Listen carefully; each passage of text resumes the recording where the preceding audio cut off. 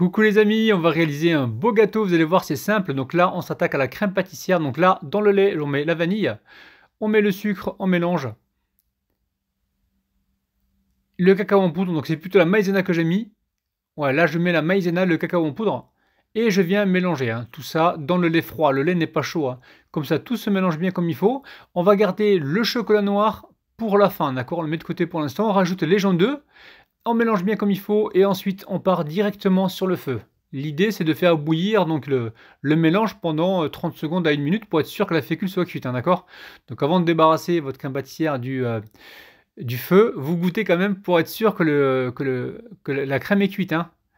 Donc là on est sur le feu, on mélange comme il faut. Et là, j'ai réalisé un sirop. C'est très simple, vous allez voir tout à l'heure, les ingrédients vont s'afficher directement sur l'écran. Donc le sirop, c'est de l'eau, de la vanille liquide ou sucre vanillé. Et du sucre, vous mettez ça donc à bouillir pendant 1 minute, d'accord. Donc là, on rajoute en fin de cuisson le chocolat noir. Donc là, je mélange comme il faut. Hop, là, une fois que c'est mélangé, on va pouvoir débarrasser ça directement dans un saladier et mettre un film au contact pour ne pas que ça croûte, d'accord, très important.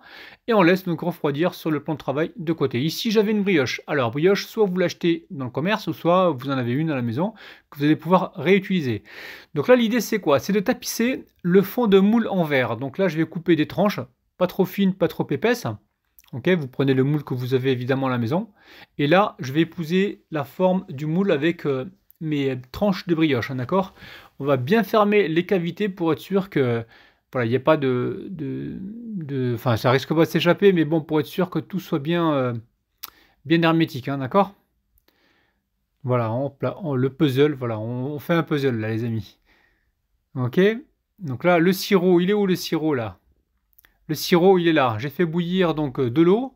Il devait y avoir 100 g d'eau ou 100 ml d'eau, 50 g de sucre, d'accord, et vanille liquide, une cuillère à soupe. Ok, vous mettez ça à bouillir pendant 1 minute.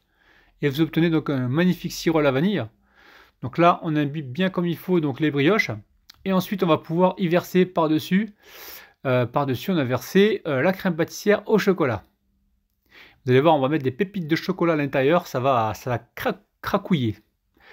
Bon, là, je récupère ici donc la crème pâtissière et je viens l'étaler délicatement, tout doucement, directement donc sur les brioches imbibées au sirop de vanille. Une régalade, les amis. La dinguerie, elle est vraiment internationale. Donc là, je récupère des pépites de chocolat et j'en mets un petit peu partout. Là, c'est la petite surprise dans le gâteau. Alors ensuite, je recouvre avec une deuxième couche de brioche en tranches. Ok, pareil, j'épouse la forme du moule. Une fois que c'est fait, donc là, j'avais imbibé.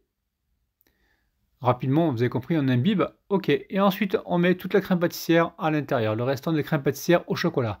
On étale comme il faut et ensuite, on va s'attaquer au glaçage. Vous allez voir, c'est très très simple. Alors là, on récupère le gâteau. Pour l'instant, on laisse refroidir dans un premier temps avant de mettre le glaçage, d'accord.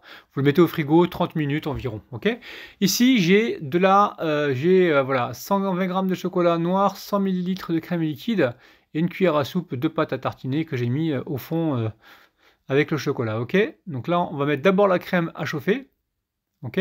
On peut mettre la crème et le chocolat à chauffer, mais moi, je mets la crème d'abord à chauffer avec la pâte à tartiner, ok. Et une fois que c'est chaud, je dépose le chocolat et je baisse le feu et j'éteins le feu. Voilà, là j'ai éteint le feu.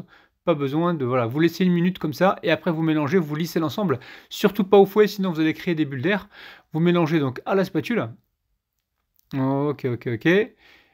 Voilà, une fois que c'est lisse et qu'on a un mélange qui est bien homogène, comme là, gourmand. On va pouvoir le couler directement donc sur le gâteau.